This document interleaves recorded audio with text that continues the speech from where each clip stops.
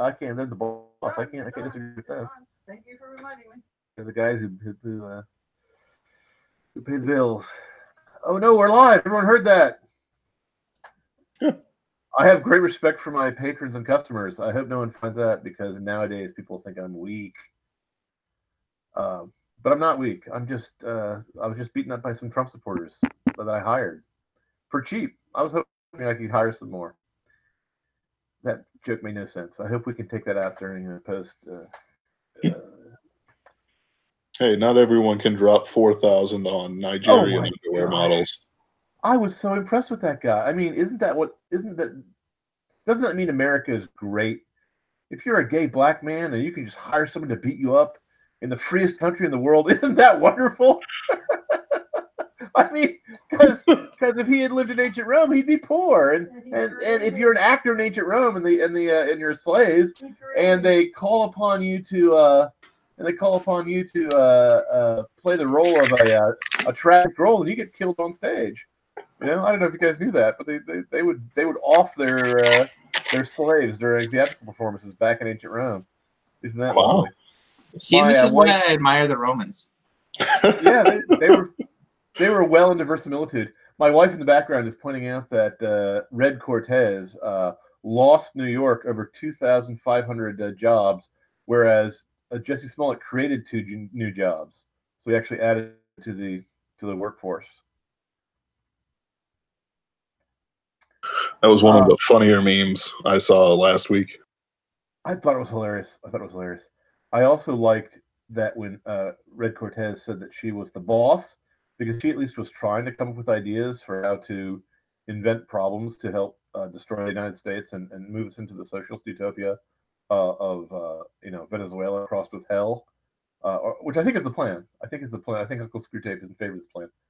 That that uh, uh, a political commentator named Kat Timpf, who appears on the Greg Gutfeld show, flew into an outrageous female rage with her eyes flashing and her face growing red, saying, I could come up with plans that don't work also. Is that what you need to do to become the boss? What about having Tinkerbell come by with his fairy dust so we don't have to use airplanes? What about having riding unicorns so we don't need automobiles anymore? What about having Harry Potter show up and wizard away the cow emissions that she's worried about there? I've come up with 3 plans that don't work. Doesn't that make me the triple boss? And I just laughed aloud because I am sort of happy to be living in what looks to me like the end times, where the difference between good and evil is becoming clearer and clearer. Because in my youth, the difference between the Democrats and the Republicans were differences of policy approaches to issues of war and peace and the economy. And the issues these days are pro and anti baby killing. Should you leave a baby born alive by mistake on the table to die, or should you screw it into a bottle and let it suffocate? That's the question that the Dems are voting for. Should we have a capitalist system at all, or should we abolish it in the name of the preserving the ecology? That's the issue. You know, should we have due process, or should we merely abuse the investigatory power of Congress to harass the American public out of their votes? So when someone's elected, the people don't get to pick the president anymore. I mean, the issues are getting more and more distinct, and no matter how normal, polite, and reasonable the Democrats were at first, or 20 or 30 years ago, nowadays, step by step, they've gotten into stranger and stranger mental territory where I've seen online trans people arguing that women are just as strong as men in sports these days because the men who think they're women can beat all the women in like bicycle racing and wrestling and can compete favorably with men who think they're men. So if a man thinks he's a woman and then he's legally officially a woman and can beat a man who's a man, that means women are physically stronger than men, and that means there's no biological difference between the two sexes. Do you see how that argument kind of runs? And that's what they're in favor of. That's their worldview at this point. They're not just guys who are going, let's be nice to the poor. I don't know if you've seen one of those transgender weightlifters, but the dude has at least 50 to 100 pounds of muscle on those women. Even like the second runner up, who was a woman who could like look like she could, do horrible things to a man, Yeah, with her bare hands, was sure, still lacked the muscle sure. mass that he had. Well, the thing that's funny is during, as far as I'm not a sports guy, I don't follow the Olympics, but as far as I know, if you take hormones, if you take steroids, you're you're disqualified.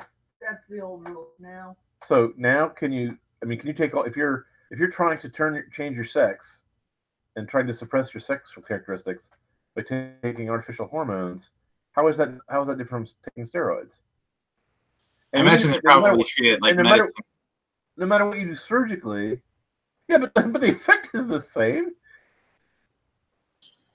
If you naturally have testosterone in your muscles so that you have 75% more quick reflex fibers, or whatever they're called, than a female muscle does, if your lung capacity is greater, if your heart is bigger, and if you're a foot taller and you've got 6 inches of reach, and even if you get castrated and pump yourself full of estrogen, uh, how are you still not uh, like a machine that's built to be stronger, built to be stronger? The, the, the reaching a point where they've gone from being merely neurotic, by which I mean a person who has a distorted emotional response, they overreact or underreact bizarrely to a reasonable thing. You know, they're unafraid of a fearful thing and they're frightened of an innocent thing. That's neurosis. But if someone looks at a cup and says it's a demon, or looks at a tree and says it's a fire, or looks at a fire and says it's a cat and tries to pet it, at that point, that's psychosis. That's psychosis. That's a psychotic break with reality. You can't. Your mind is no longer processing reality images in your head. Now, I've never seen a country go insane before. I've read about it in history books, and I certainly am unhappy to be inside a country that's going insane. But it looks like it is. It looks like it is. And I keep being haunted, and I've said this before, so forgive me if I'm repeating myself, but there's a scene in C.S. Lewis's That Hideous Strength where one of the characters is talking about how, as history goes on, events seem to be getting more and more defined to a point, as if the no man's land where people like Merlin, who were disobeying God by trafficking with unclean spirits, but they were still on the side of the good guys, could exist. And the no man's land is getting erased, and everyone's taking sides. They're either definitely on the one side or definitely on the other side. And everything's brought together to a point. Because that seems to be what's happening. It seems to me that 20 years ago, 50 years ago, you could have, I mean, I remember within my lifetime, Democrats who were anti-abortion, okay? Democrats of good conscience, Democrats who were Christian. Nowadays, though, if Joe Biden says that Mike Pence, or excuse me, or was it, I forget who it was. Joe Biden said someone was a decent man, even though he disagreed with him politically. And his voters complained, and other Democrats complained, and he publicly retracted and said, no, the guy's not a decent man. All Republicans are racist. All Republicans are bigots. All Republicans are evil. How do you run a democracy if one of the two parties is not willing to be governed by a democracy? So I think it's the end times. I hope it's only the end times for America, not for the world. I'm also hoping that I'm wrong and that it's the turnaround times, because I keep getting convinced that a great spiritual awakening is coming. That people are going to, because it happened to me, that people are going to wake up to the deeper reality of the Christian worldview. I think it'll be when the next generation of priests come up, ones who will not quail from being called homophobes or racists. Because if like there's a meme going around, I'm sure you've seen it or at least heard of it. Susan from the parish council. I don't look at memes because I don't go on Facebook or Twitter because they take way too much of my time. I spend my time on my blog and I just write editorials. So I'm out of the I do not have my thumb on the pulse of the culture. I'm afraid. So you have to explain it to me. You have to tell it to me once. Well, the one is Susan from the Parish Council. Parish Council. It's a boomer who is against all things trad and good Catholic, Protestant, whatever that you might like incense. Ugh, it's smelly and it ruins my clothes. That sort of thing. How can any Catholic It's a be joke. against It's exaggeration, but okay. It's hard to tell these days. It's hard to yes, tell these days. but like there's a real thing where a priest, a Catholic priest, was giving one super traditional service every Sunday, and it wasn't even like prime time Sunday; it was evening Sunday. Yeah. And Susan from the parish council got together a band to the archbishop or the bishop or whoever to get him banned and the from giving the super traditional service once every Sunday. How is that possible? I'm not sure, but I assume Is the that archbishop is corrupt and worthy of inquisition. Is that something that really happened, or is Yes. that a joke? I don't get it. That's not a joke. It literally happened. The boomer Well, population. I do. One of the reasons why I joined the Catholic Church is because I found out that the Congregation for the Decimation of the Protestants, whatever it's called, the Congregation for the Installation of the Faith, the Inquisition is still around. Yeah. And I thought, wow, cool. I'd like the Inquisition to still be around. It's about time those rotten Anglicans got their what for. But I think starting with Nancy Pelosi and Joe Biden would be nicer. I've heard. And don't get me wrong. I think the torturers merely show them the instruments, and if they're willing to recant just from that, we don't have to actually burn them at the stake. If they're willing to say, yeah, abortion's wrong, then I'd be okay with that. I mean, a little bit, maybe just a little bit of vicious torture for but I think the secular arm should take care of that. I don't think the priest should actually turn the thumbscrews themselves. Retired into the secular arm, I believe it's called. Yeah, I think that's I think that was the way it should be done. It should be done. Now this is after the Pope declares a crusade against the Tainans. Of course, we have to defeat the enemy outside and inside. Outside, inside. So sometimes I wonder why I'm the only one who thinks this would be a great idea. But there's others who feel the same way I do. Oh, I feel the same way too. Wait, it's like it's one of the. I thought you were Protestant. Well, of course, and as you know, I'm not against defenestrating any uppity Catholic agents, but I recognize the political necessities of allying with people who might be your enemies in the next decade. Yeah, I feel the same way. I mean, right now, you and I have so many outside enemies that just want to destroy us both, that the relatively minor differences of denomination and discipline that separate us are I don't know. In heaven, we'll overlook those because we'll be in love with each other. And a lot of the times, looking at the defenestration of Prague, which is what I was referencing, those Catholic agents were acting in earthly political power, and then they were made into saints and heroes and whatnot after. I hope you read Dante, because he is just as upset as the worldly power that the church meddles with, as much as any Protestant I've ever heard back when I was a Lutheran. Mm-hmm. Wasn't it John Chrysostom that said something to the effect of the streets of hell are paved with the bones of bishops or something like that? I'm still new when it comes to Catholicism, so I haven't read any of Chrysostom's lectures or anything. So he's on my list of eventually getting to, because A, he's got my same name, and B, he's known as the Golden Tongue. What a great epithet! What a great last name, Chrysostom.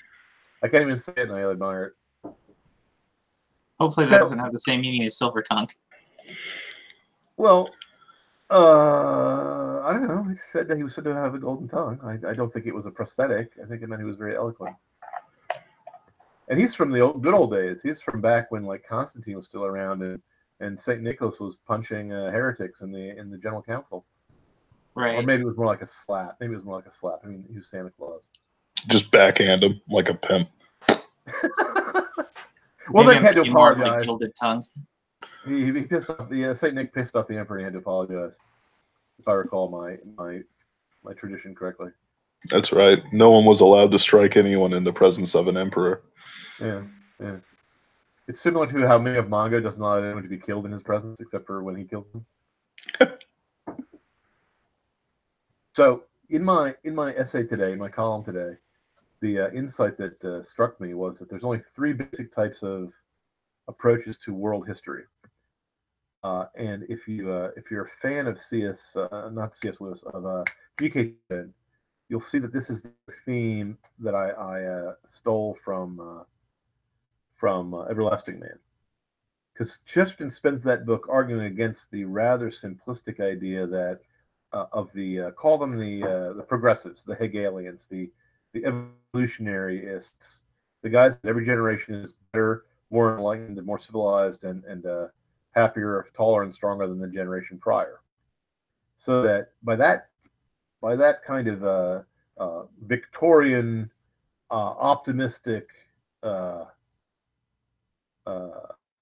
evolutionary idea, the older you get, the worse you get. And so by that logic, the primitive tribesmen who lived in the days before agriculture had to be cannibals and horrific and superstitious and worse, because they were not as good as the men who lived in villages who came after that, and the herdsmen who lived in villages, and the civilized men who grew grain and who irrigated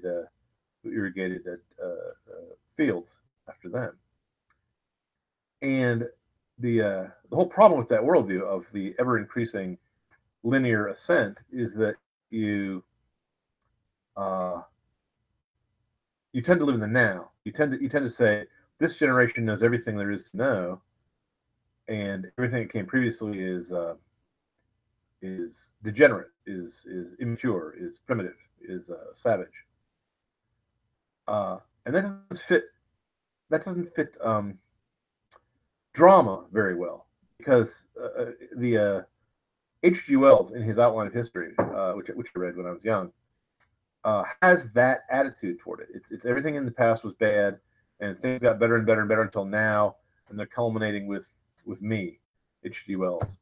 And then they will go into the future where it's going to be a socialist utopia, and then beyond that, men will be like gods and will outsmart all of nature and control all of nature, the wind, the weather, genetics, mechanics, everything. And then we'll conquer the stars after that.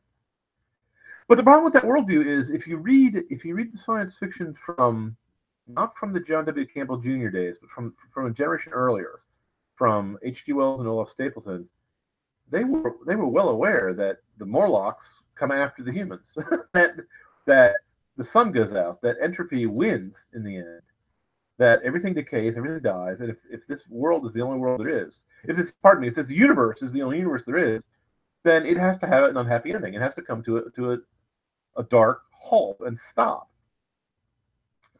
Maybe if you believe that the Big Bang will reignite at the end of time after a big crunch, you can say that it's not going to be the end. But if it that would be theoretical in any case, because the big crunch will wipe out all possible ways of preserving any evidence between the cycles.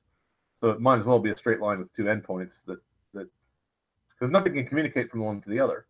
After all matter and energy is compressed to a point infinitely smaller than the nucleus of an atom, there's no written messages and no history and no nothing that's going to be preserved from universe A to universe B. So if it's the exact same universe, there's no difference between a film strip of a movie that runs in a continuous loop and one that runs from start to finish and then stops. From that point of view, I'm not sure if I'm being clear at all with my little analogy. And besides, that's just a distraction. Basically the worldview. Excuse me, because C.S. Lewis also talks about this in one of his essays called "The Death of a Myth" or "The Death of a Legend." I forget what it's called, where he says the modern secular worldview is one of ever increasing triumph after triumph of scientific progress, eventually leading to death, with no resurrection and no hope and no one to read the monuments and the gravestones. But my point in my column that I was trying to make was that doesn't make for a good story, because that's like you're a Mary Sue, you're a character who only has victories, victory upon victory for the first half of the book, and then you die for no reason, no matter what you do in the second half. It's not even a tragedy, because the tragic hero, the tragic villain, is supposed to have some sort of flaw that mars his otherwise admirable character, either ambition or lust or suspicion or hesitation in the case of Hamlet, suspicion in the case of Othello, that overthrows his judgment and leads him to ruin. So that the people in the audience can say, "Hey, it's a good idea not to let that idea possess you like a man being possessed by a demon." That's what tragedy is for. It's educational and as well as cathartic. But life's a victorious feast, and then you die. that's not even as much fun as life's a bitch, and then you die. There's no story there. So if you want a story, even if the Christian worldview were false, even if Christianity were wrong, okay, just a superstition made up by crazy Jews, then you'd still want to adopt the Christian worldview to tell stories in, because every drama that's dramatic at all has the same form as the Christian drama, where you start out innocent, good, things are going well. There's a fall. There's some sort of terror or disaster that enters the scene, like Bilbo hands you a ring, and he goes crazy and leaves and goes off with the elves because he's a nutbag. And then you find out the ring is cursed, and you have to walk into the Darkland and throw it in a volcano. And it's all on you, buddy, and you're short. I mean, you see what I'm saying? Excuse me, that was like the worst analogy of all time. I should call Worst Analogy RS Magazine and phone that in for my. I'll win the award. The Christian worldview goes from Adam to Christ to the second coming, to the New Jerusalem. The first act is a tragedy, a downfall. If you just read the book of Genesis and just that by itself, it'd be really depressing reading. The second act is when you think it's the most hopeless of all, when your hero has been captured, betrayed by his best friend, abandoned by his other best friend, and spat upon, mocked, and his mom sees him dragging the cross up to Calvary, and he's left to die. He's tortured to death, and he dies, and you lose. And then, suddenly, strangely, you're on the road to Emmaus, and you meet a guy who seems kind of strangely familiar, and he unfolds all of the scriptures to you, and you kind of understand now what was actually going on. And the moment he breaks the bread, you realize who you're talking to, and hope is born again. And the mysterious prince who was born in a cave is back again, and Aslan is still alive somehow. That's a great story. I don't care whether you believe it or not, literally. I mean, I believe it literally, but even if you didn't, you'd go, "Oh my gosh, that's like Spock coming back in the third movie. That's like Gandalf coming back in the second book. That's like every book and story in the West, which is based on the Christian theory." And then, of course, the promise is that we're going to have a happy ending after a really dramatic boss battle called Armageddon. Every D&D game and every video game is based on the build up to the big finish. So it's dramatic. But when I was reading Conan stories, now don't get me wrong, I like Conan stories, but I don't like them. I don't love them because they have an interesting point of view, and they're kind of refreshing the way a donut might be. Or that's not a good example because it's sometimes you're in the mood for something bitter to kind of clear your palate.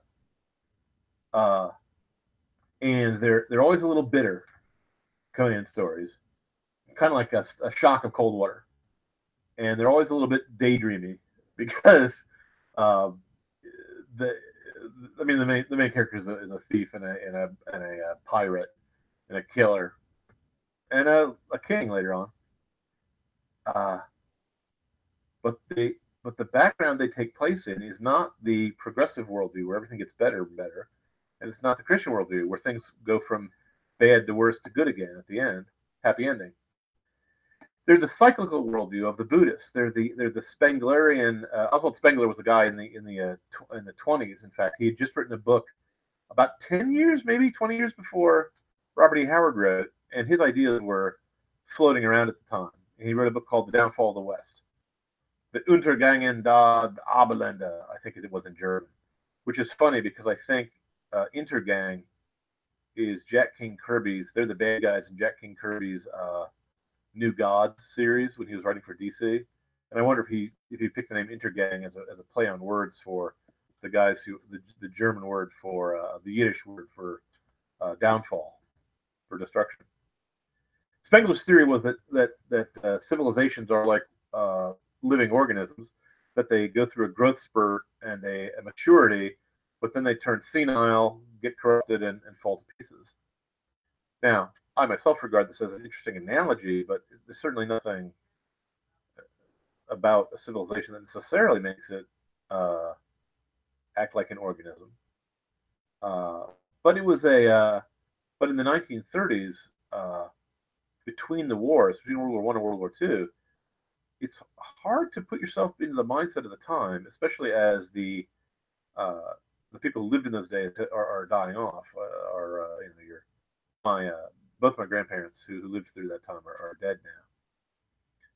But it was a time when World War I had ripped through Europe, and before World War I, people still had some faith in their monarchies, and they still had some faith in their churches, and still had some faith in the basic, fundamental. The Victorians were basically optimistic people, and they were actually trying to do some good while they were out conquering the rest of the world and colonizing the rest of the world.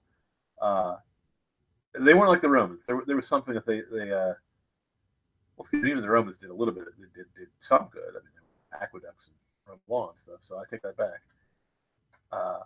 I'm not an anti-colonialist, by the way. I do, while I would not like to be conquered, I do acknowledge that there's some benefits in being a member of the Galactic Empire, because at least you're fewer barriers to trade. Now, I mean, your planet might get blown up by the Death Star. That's a negative. But if you're, aside from that, law and order is a good thing. In any case, in the 1930s, despair was the order of the day, because Europe had fallen apart. It kind of recovered, but in basically every village and in every household, their young men had all been killed. Not 100%, but there were some villages that were wiped out by World War I. There were families who had lost all their sons, and even the ones who hadn't had lost one or two, and no one had any faith anymore in the international institutions, in the way their governments work. And so they were looking for other ideas. Now, for some reason, they didn't look at the American idea, because the Americans about the same time had also lost faith in our ideals. When Woodrow Wilson was coming to power in those years, he set out to fundamentally transform America, and he did. He and his Progressive Party managed to put through an income tax and the Federal Reserve Board, the same kind of national bank that the man who founded Woodrow Wilson's party, Andrew Jackson, went to the wall to prevent having a national bank, and direct election of senators and the women's vote. All these things changed America forever. Some for the good and some for the evil. Mostly for the evil, in my opinion. And Woodrow Wilson was the first president, in fact, the first public figure I'm aware of, who openly preached that the Constitution was out of date and no longer deserved our respect. That it was a living document and had to be changed, had to be adapted to new circumstances. It was insufficient for the modern age. Justine, phone call. So if you were alive in that day and age, I think that almost everyone thought the world was coming to an end, that all the institutions people had lost faith in all the institutions. And if you weren't a Christian, you weren't going to say, well, we're living in the end times. It's the New Jerusalem's on its way. Armageddon's coming. And if you were a bit of a romantic, if you were a bit of a poet, and by a poet, I don't mean a real poet. I mean the kind of guy who clutches a lily or a rose and puts the back of its fainting hand against his pale, narrow forehead and moans about love and beauty. A romantic poet. Whom I like them, but I don't have much respect for them, if you understand what I mean. I myself have never been. I'm a romantic, but I'm not a. How can I say this?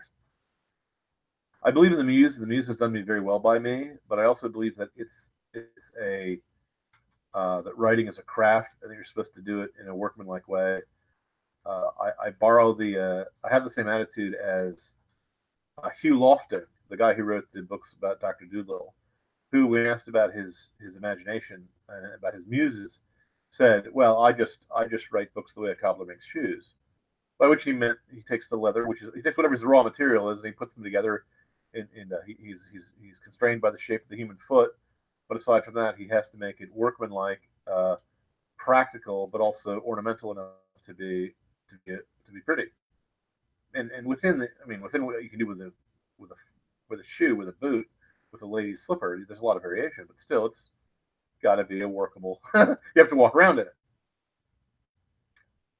So that's the way I'd like to make stories. I want to make stories the way a cobbler makes shoes. Just I can make them ornamental, or I can make them, nice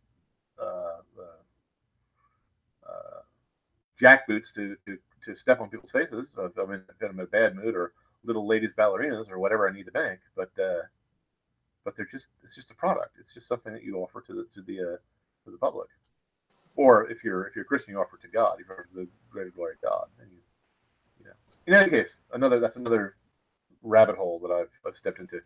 Well, before we get too far off that topic, wasn't it Sure. Edgar Allan Poe that got into trouble when he was asked to present to, I think it was like a group of editors or something, and he was asked to present like how he did poetry, and his method was just so workmanlike and mechanical and so on that it totally destroyed their view of how inspired and unique all of his poetry was. They had the romantic view of how to write. I myself like the romantic products of the romantic poets, but I don't want the poet himself to be romantic, if that makes sense.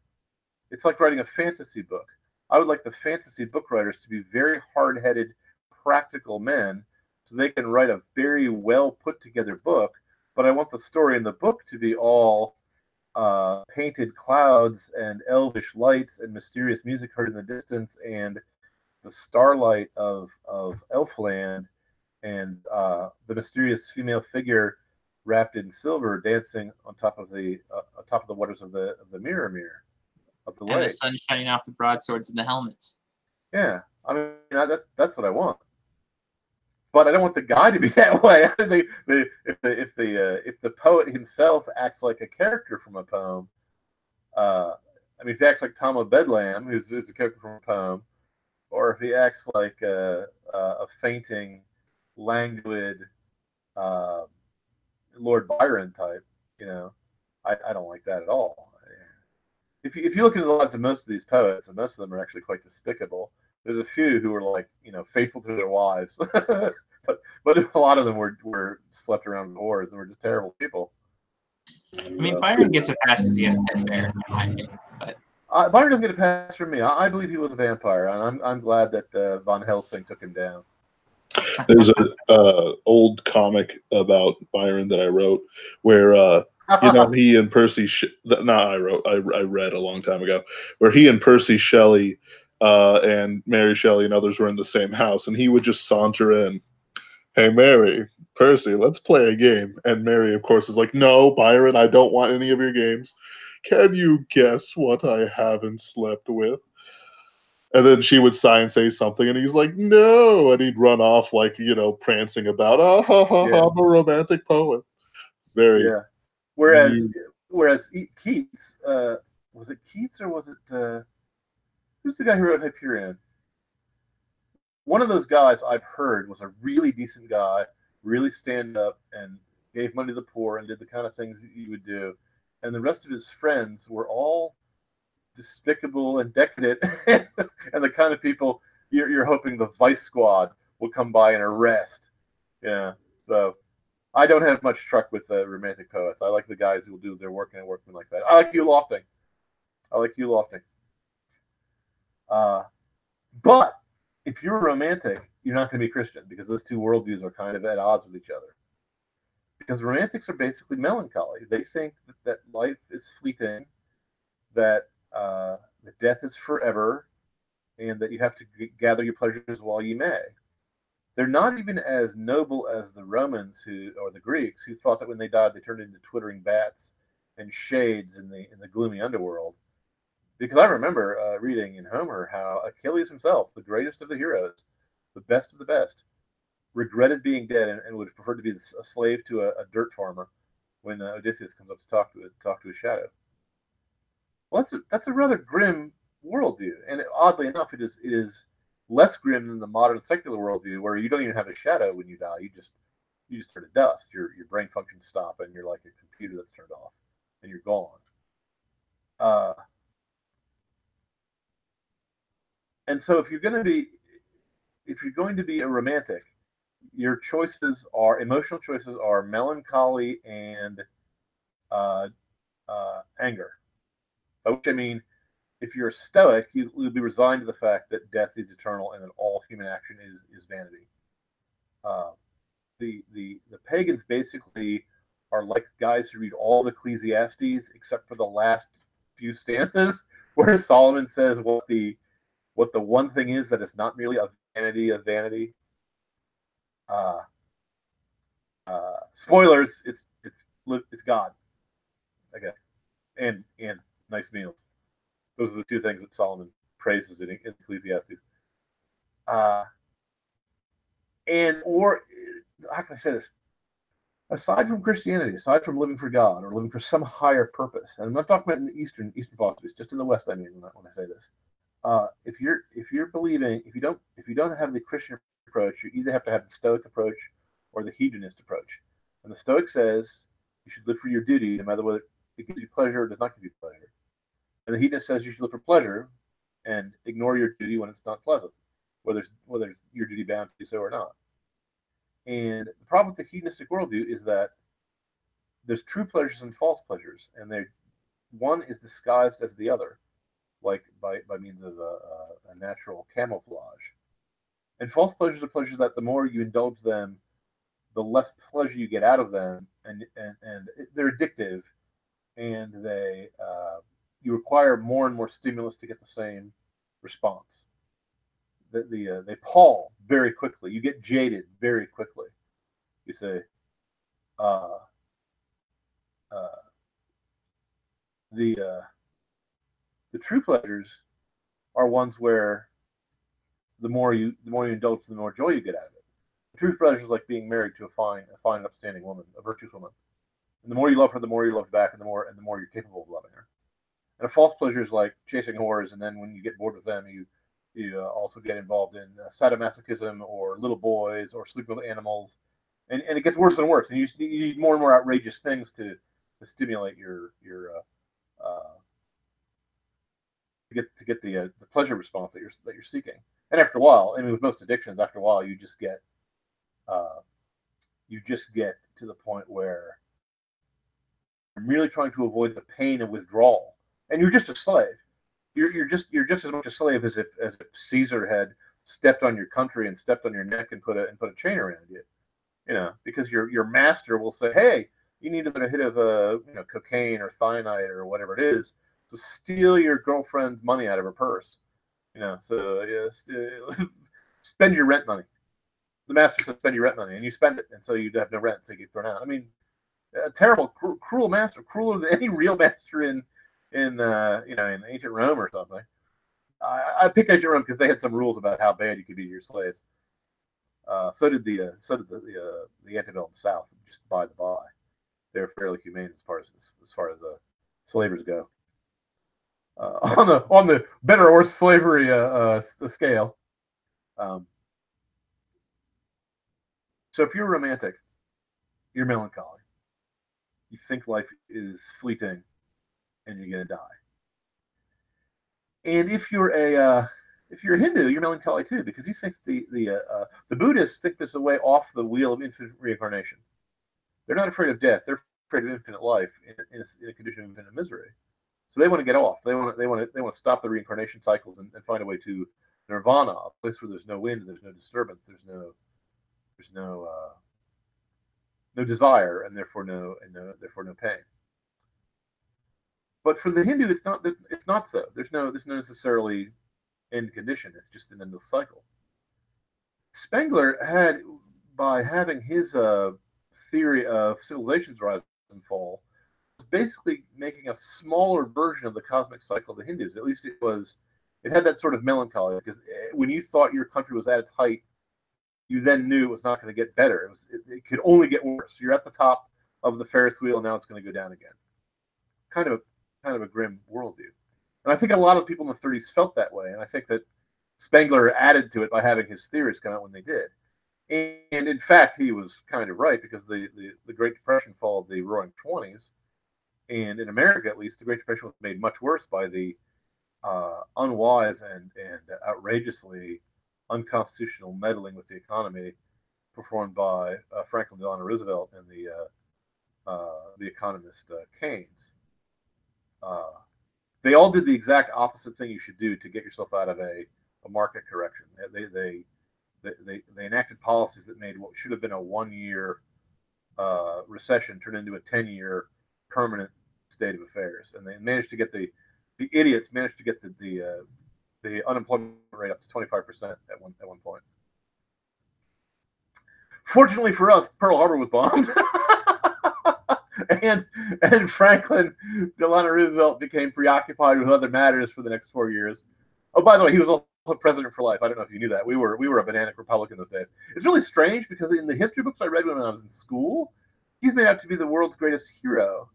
But everything looking back at him, everything I read about at the times when he was doing things like going around and suppressing newspapers and jailing his political enemies and stuff, and stealing all our gold. We went off the gold standard thanks to Roosevelt. It sure looked like it was a slow. It looked like a mini Mussolini. He was doing in America what Mussolini was doing in Italy, but just to a lesser degree, to a smaller extent, because there were more legal hindrances in his way, thanks to the wisdom of the founding forefathers. I think the thing that like review of history. Yes, I'm sorry. I was going to say the thing that bugged me the most about FDR reading about it in history is that when he sent over his guys to negotiate with Britain about the gold standard, he sent over three different diplomats, each with contradictory and conflicting orders. And he kept doing stuff like that, where he'd almost intentionally set up different departments to fight each other. And it was just like Hitler did the exact same thing in Germany during the same years. Isn't that an odd coincidence? Because that way, I mean, I don't know why FDR did it, but Hitler did it so that if one of the two guys who were both given jurisdiction of the same jurisprudence failed, the other one would be there to step in his place, and he could reward whichever one's more loyal to him personally. I kind of got the impression that FDR's case was more of an instance of sort of going power mad. Well, yes, and so was Hitler as well. I think there's just something in the air in those days. I think the world was turning pagan in those days. What's that great Simpsons quote? Have you ever tried to go mad without power? It's terrible. No one listens to you. And he also packed the Supreme Court. I mean, the guy used the Constitution for his local toilet paper. So he's not a hero of mine. And we still never recovered. We've never recovered from the welfare state. It's become permanent. In fact, in my lifetime, the only time the conservatives have made any victories has been this last 2 years, and they're relatively small victories, although they're real. And the Democrats have just gone blitheringly insane, and now they're simply using the House of Representatives as their own local inquisition, but not a cool inquisition like mine from the Catholic Church, but like a bad inquisition. Except they don't burn people; they just harass them. Out of I was pleasantly surprised to find out that the Inquisition still exists as the doctrine of the faith. So was I. That's why I want them to come arrest Nancy Pelosi and Joe Biden and the other people who are my brothers and sisters in Christ, and hold up a dead prenatal baby and say, "Do you believe in Christ or do you believe in abortion?" Because you can only pick one. And if they say, "I believe in abortion," and they trample the cross, then You know, I was saying earlier, I think just showing them the instruments of torture and giving them a stern warning should be enough, because most people these days are cowards. They're not actually willing to go into the torture chamber. But I think that, you know, if worse comes to worse, they can be turned over to the secular arm. Now, the only problem with that is that they are the secular arm these days. So we're going to have to need a new secular arm. I'm hoping the robot from Futurama will be our secular arm, because even though he's a drunk lout, well, so is our current president. No, excuse me, he's not a drunk. That's not fair. He's a womanizer. That's not the same thing as being a drunk. He might do a good job as a Grand Inquisitor. I think I read an article that the Inquisition, or at least, sorry, go ahead. That the Inquisition had, I don't know what the proper Catholic term is, but essentially stripped a certain Cardinal Carrick, I think, from his powers and position and stuff like that. And of course, he's merely one head of a snake or whatever, but you know, it's a little something, little something to keep you warm at night. The problem is that when I was young, everyone I knew who described themselves as spiritual would say that they liked God and they liked the idea of being spiritual, but they didn't like organized religion. And so now that I'm a Catholic, I tell people, well, if you don't like organized religion, you can join my church, because we are not organized. Now, I say that as a joke, but it's a bitter joke, because, of course, we don't catechize our youth. We don't tell people who are inheriting the Catholic faith the wonders and the glories of it. And we don't tell them what we actually believe. And during the 60s, we were actively, there were Soviet agents that were being put into our schools to become priests for the sole purpose of destroying the church. It was well before that. It was the 40s and 50s. I'm sorry, it was the 40s and 50s. I said the 60s. During the 60s, they all came out. They all started doing their mojo. But good Lord. Good Lord. I would bet it dates all the way back to the 20s, because that's when Comintern started, was in 1918, right? Back when Lenin was in power. I would not be surprised. If you're a Soviet dictator, you have to look at whatever is going to be a power to oppose your power. One of them is going to be the church. One of them is going to be the nuclear family. One of them is going to be anything that's traditional. You know. I lost a member of the audience. He was disgusted because he's back. And so, to this day, there are people, honest people, who believe that the Pope during World War II was helping the Germans instead of helping the Jews. That was just a Soviet lie. There's no more truth in that than there is truth to the idea that Trump is a Soviet agent or a Soviet asset. It was just something made up by their enemies. It was made up, in this case, made up by the Soviets. And one of the reasons why FDR is not a hero of mine is because he let all sorts of Soviet agents flood into the State Department during his watch. And Truman didn't do anything to throw them out. And it was not until Senator McCarthy, started to try and track these guys down and publicly humiliate them and drive them out of office that anything got done. And all that happened was that the newspapers decided that McCarthy was the bad guy, but the communists were the good guys. And to this very day, there are still far right-wing conservative commentators who use the term McCarthy as a synonym for witch hunt. Even though, after the fall of the Berlin Wall, we got our hands on the KGB records, and everyone that McCarthy accused of being a spy was a spy. They were in the pay of the KGB, working in our State Department, doing things like arranging for China to go communist. You know, the Russians spent more money on psychological warfare operations in the United States than they spent on their military. They spent a lot of money on their military. In any case, so that's why I don't like FDR, and that's why I say that if you were alive in those days, you were probably a melancholy person, and that's why a lot of the art sciences that came out of those days has a certain flavor to it that, odd as it sounds, I kind of like. Wizard of Oz is from the same period of time as the first Conan stories. So is The Shadow when he first came on the radio.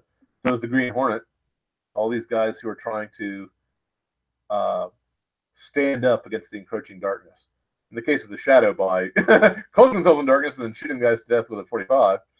He was kind of a mean version of Batman, or I should say, rather, Batman is a bat dressed version of him, more colorful version of him, basically the same type of character, same archetype. If you believe in the cycles of history, then you can have a noble savage. If you believe in the Christian view, then our most ancient primitive man is Adam, who was blessed. He's prelapsarian. He's without flaw. So he's noble, but he's not a savage. And if you're a guy who believes in the progressive worldview, the savages, the further back you go, just get worse and worse, and you're not willing to afford them any sort of virtue. There's nothing that the past has that they did better than the present. If you talk to a progressive, which I think is a really foolish, really bizarre stance to take. But if you believe in the cycles of history, you believe that things get better, then they get worse, then they get better again. And so if you're living during a period of decay, like Virgil during the period of decay of the Roman Republic when it was turning into an empire, he wrote pastoral poetry. He wrote the Eclogues. He wrote about shepherds and shepherdesses and their simple lives, fawns and nymphs in the forest. Those things are sometimes sneered at as being artificial, but they're not false, because the guy was pointing at something in the human heart that says, you kind of remember Eden, you kind of remember nature, you kind of remember the simpler days when the life on the farm is harder and rougher than life in the city, but there's also something about it where every man's more self-reliant, therefore every man has to be more self-disciplined. Your exposure to complicated vices, at least, is less. You're not going to come across crack cocaine in ancient Rome. And in fact, if you're an American Indian tribesman, if you're a Sioux, you're not going to come across spirited liquor until the white man hands it to you. So everyone in his heart kind of recognized there's something about the past that had a wholesomeness to it that's being lost. Now, I myself think the Noble Savage is a fiction, the same way I also think the Arcadian Shepherd of Virgil is a fiction. I think it's a fiction made up by Rousseau. I think it's fundamentally a archetype that doesn't fit very well with the Christian worldview. I think if you're going to be a Christian, you're going to be something more like C.S. Lewis, who, if you look at a primitive man like, let's say, Methuselah, you're going to say, that guy lived 1,000 years because God blessed him, and they were more holy than we are nowadays. And they understood God better because Methuselah could talk to his grandfather Adam, who was still alive when he was alive. But you're not going to regard him as a savage, even if he didn't have an airplane, if you know what I'm saying. So where does that put those of us who think that we hit the kind of some peak of humanity in the 13th century? That is the Catholic point of view. So that's the one I approve of. Because we hit the high point in all the points that were psychologically the best suited for mankind. But best art, best architecture, best philosophers. But we did not have the best law. I believe that the Anglo-American law is actually better than continental law, speaking as a lawyer and as an English speaker. We didn't have the best science fiction stories. I believe that happened in the 40s and 50s in America. We did not have the best rocket ships. I believe that when Elon Musk put a freaking car in outer space, that's pretty close to being the most awesome sauce thing we've ever put into space. In the 13th century, we didn't have the best moonwalk, though we did have perspectival drawing and musical notation, which is something no other culture's ever had. The stirrup, the plow, we had the flying buttress, the stained glass window, the pointed arch. I mean, there's just amazing things. And having your entire culture be devoted to God in a way that's almost unimaginable to selfish modern people is awe-inspiring. And the other thing, the reason why the 13th century is the best century is, notice how much the Middle Ages get bad-mouthed by the sons of King Henry VIII, by him and his followers. Wasn't it the French Enlightenment that did most of that spread? I consider them to be children of yes, French Enlightenment. Yes, I'll accept that correction. Horrible French Enlightenment. They should be called the French Enlightenment. Did I mention that Rousseau slept with whores and was a terrible person? The guy who invented the idea of the noble savage. his idea of the noble savage was that if you don't own property, then you can just be free at all times. You can just break your bonds and run off into the woods, and there's nothing to bind you down, nothing to tie you down, and it's all society's fault. In the Confessions of Saint Augustine, Augustine talks about the things he did wrong and that God set him straight. And in the Confessions of Rousseau, I haven't read it since I was in school, so I may be forgetting, but I think he blames society for everything that's wrong. Not me, you, it's your fault. And he's caught on. Rousseau's very popular these days. Oh, you guys should be glad I don't have a time machine because things would get messed up and I wouldn't be able to stop myself. It's good to know your limitations. My future self would stop my past self from getting a time machine if I ever got a time machine and say, don't do that.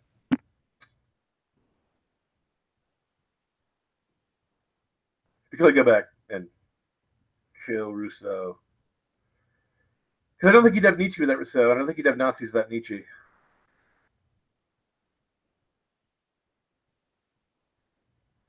You might not have Hegel either. And without Hegel, you wouldn't have Marx. Without Marx, you wouldn't have Stalin. Yeah. Now, there's some things in Kant that I like, even though he's almost incomprehensible. And Kant was the guy who kind of got Hegel started. But I regard Hegel as basically a fraud. He's like the only philosopher I know who was hired by the Germans to be a philosopher, the German state. And so his conclusion was that the German state is like the best thing ever. I mean, well, that's very flattering, Hegel. Thank you very much. And modern philosophy has just turned into a junk pile. I think that Aquinas from our favorite century, the 13th century, was the pinnacle of philosophical reasoning. That guy was so logical. He was like listening to Euclid, and he had the ability to pull up and argue his enemies' arguments better than they could. He didn't flinch away. I mean, he never played the straw man trick. And nowadays, modern philosophy is regarded it's regarded as despicable. It's regarded as a waste of time. Metaphysics is regarded as a matters of mere opinion or word games that mean nothing. And the problem with that is you can't run a society without a metaphysic. You can't run a culture without a cult. If you're not going to have religion as the basis of your society, then you've got to have something that is just the same as religion. And if it's not going to be a godly religion, that's going to be a hellish religion. And I will point at the Soviet Union and at communist China and at Cuba and at Venezuela as examples of what happens when you try to base a society on a man-made religion, on a man-made ideology. Ideology is a good word for it. I shouldn't call it a man-made religion because ideology is I see Nicholas Helton agrees with me as to what would happen to Rousseau if I got a time machine. So I would put modern America up there with some of those other countries is like just the kind of place you don't want to be far as modern America kills more babies than the Aztecs, and so we're gonna have to apologize to Sodom and Gomorrah, because in Sodom all they did was rape strangers and deflower virgins and mug angels, which is bad. Don't get me wrong, but we not only approve of sodomy and legalize it, we punish people who don't cooperate to celebrate it. We punish Christians for not celebrating it. And we grant it the dignity of the sacrament of marriage. We actually desecrate marriage in order to satisfy a relatively small minority of people who have a sexual difficulty. Yeah, another 10 years, and if you turn down the advances of a homosexual or you turn down the advances of a transsexual, you'll probably be in jail or worse. Yeah. Yep. So it's time for Christians to rejoice because I think the end times are coming. Which means we win in the end. I mean, I've read the end of the book. We do win. Now there's a little bit about the sun turning to blood and the seas being filled with dead fish and plagues and famines. I mean, don't get me wrong. There's going to be stuff that's unhappy before that. But if anyone who sticks to his guns to the end, anyone who's faithful to the end, will get a reward in heaven. So it's good times. Good times. Now I'm hoping that this is just merely a testing phase, like the Babylonian captivity of the chosen people, and that God will grace us with another revival. I just can't imagine. The modern worldview had a lot of promise in the 30s. People thought if I only went modern, if I only go secular, we're going to be able to scientifically create a society that will be scientifically run. We'll do a lot of eugenics. We'll wipe out all those horrible black people by means of Planned Parenthood. That part of the plan, by the way, seems to be working. More prenatal deaths by abortion mills in New York than live births of the Negro. So, Margaret Singer, call your office. Uncle Screwtape has a check for you. I was surprised to find out today that Helen Keller was involved in that too. Helen Keller was a eugenicist. Yep. Miracle worker. Yep. It never ceases to surprise me how many people who are made out to be heroes when you're growing up, and like these are the things presented to you as like, oh, look at this story. It's such bravery and such rising above your circumstances, and you find out this person was a socialist and was a eugenicist and was a keep in mind socialism and eugenicism in the 30s was the latest intellectual fad and fashion, the same way transgenderism and identity politics is the latest fad and fashion of our day. There were decent people around who recognized it as anti-Christian madness even at the time, but all the intellectuals were still sorry, what? I was just saying Chesterton being one that recognized it. Chesterton saw it way beforehand. Chesterton denounced the Nazis before the Nazis even existed. If you read some of his writings that he wrote in the 20s. Mm-hmm. So, yep. Now, the Catholics have some part of blame in this, because I'm given to understand by a mystical author that I read that there was a nun who was visited before the turn of the century, and she was told by the Virgin Mary to tell the bishop to pray against a new group that would be arising within that next year called the Communists, and that they had to dedicate Russia to the Virgin Mary to prevent the rise of communism in that country. And the bishop, after weighing the odds, decided not to do his duty, because he thought that maybe the nun was just having a bad dream or something. So it didn't happen.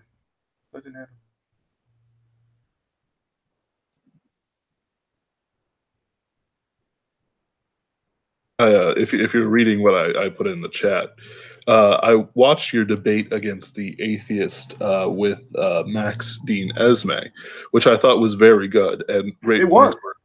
That got online. When we were talking face to face, and I interrupted him the same way I interrupted you. I apologize, Mr. Wheeler. Sorry about that.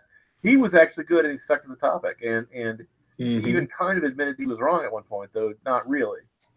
But later, he spent the next week on my blog and just throwing out one-liners. And throwing out one-liners in a comments box is not the way to have a debate. You can't really get into the issues. It's just like it's like trying to play chicken with bumper stickers in cars in like Mad Max or something, or Rollerball. It's not Rollerball. I can't think of the name of the movie I want. It's not a useful way to exchange ideas. And he started making arguments that were more and more foolish and more disconnected from history, and more emotional. So you got him. What? I don't think I do. No. I've discovered that when an atheist has to throw away their logic and reason and all the things that they put up as an idol in their heart, I discover that while I'm not very good at the whole bringing them to Christ thing, they can no longer find safety and succor in that science they so fetishize. But I'm so glad you said that. Because I, as a science fiction writer, am more sick and tired of people who worship science and don't know a damn thing about science than I am of almost anything else. Because it's my particular, corner of the universe is the romance of science. I'm not a scientist. I'm a guy who fantasizes about science and tries to imagine where it logically might go, or where it, or depending on the type of story, where emotionally or thematically or poetically it might go. And for people who hold up science, if it can replace religion, it's like it makes me crazy, because I keep thinking, are you going to go to the pastry cook and ask him how to tune a piano? Are you going to go to the cobbler and ask him to fix your top hat? Are you going to go to the poet and ask him to repair your ocean going vessel? Or are you going to go to a shipwright? So absolutely. Science is good for counting beans and figuring out the height of the sun. Okay, I have faith that they can do that. They're not good at politics, economics, studying mankind, or anything else that has an ology on the end of it that is not something you can measure with a stopwatch, a yardstick, and a thermometer. You know, anything that has to do with the human will is not really a good study for science. Even things like biology are a little bit soft, as far as I can tell. There's a lot of kind of speculation. No, don't get me wrong. I have nothing against disciplines that are not scientific. I regard economics as a discipline. You know, I think you can come to conclusions that are as firm as you can come to geometry or science. But I don't think geometry is a science. You don't study it empirically. I don't think mathematics is a science. You don't study it empirically. I don't think ethics is a science. You don't study it empirically. I don't think aesthetics is a science. You don't study it empirically. Science is for empirical things. So now the statement "science is for empirical things" that's metaphysics, and you don't study metaphysics empirically. So it is now. I've been borrowing your ears for about an hour now, and I do other things I need to get back to. Up and turn it off. Just give it excuse me, kid. Any last questions or comments about? Oh, I never actually said the thing I was saying from my column. If you believe in the cyclical version of history, then you can have a noble savage because you believe that everything good in the past is being lost.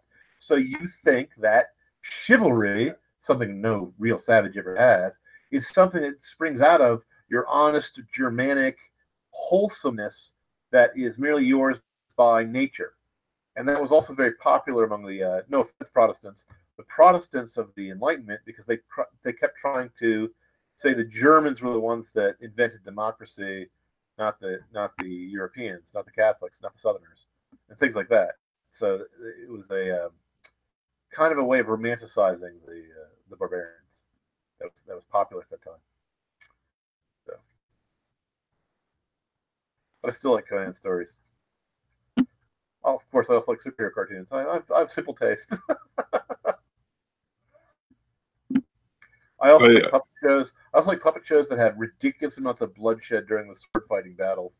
There's one on Crunchyroll right now called Thunderbolt Fantasy. That is a puppet show, and yet the puppetry is so good, and they have so much bizarre, eye-dazzling special effects, and a rather complicated plot too. There's twists and turns and reversals. It's as good as an anime. It's as good as any anime I've seen. It's a puppet show. It just amuses me to know it. And they have. I mean, it's made in the. It's made in Japan, so when they have a sword fight, they show the severed heads of the puppets flying across the screen with buckets of fake blood. Oh, I'm so easy to please. If you have good taste, you will not take advice from me, or you only take advice when I'm talking about things that are really good. But I also like things that are not really good because God is everywhere. Beauty is everywhere. Are you gonna hit the button? Yes, I'm waiting for you.